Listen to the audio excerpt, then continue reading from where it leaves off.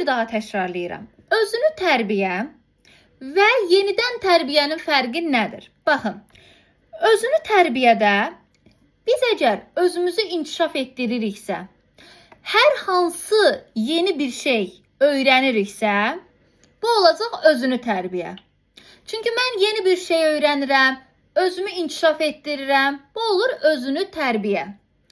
Yenidən tərbiyə isə budur ki, tutaq ki, mənim hər hansı bir mənfi davranışım var və yaxud da mənfi bir xarakterim var. Əgər mən onu düzəldirəmsə, deməli özümü yenidən tərbiyə edirəm. Aydındırmı? İndi hər hansı bir səhvimi düzəldəndə, hər hansı bir yanlış davranışımı düzəldəndə nə sayılmış olacaq müəllimlər? Yenidən tərbiyə. Bəs yaxşı, mən özümü inkişaf etdirsəm, yeni bir şey öyrənsəm, daha çox gəzsəm, daha çox öyrənsəm, bu nə sayılmış olacaq? Özünü tərbiyə. İndi fərqi aydın oldu mu necə fərqləndirməliyik?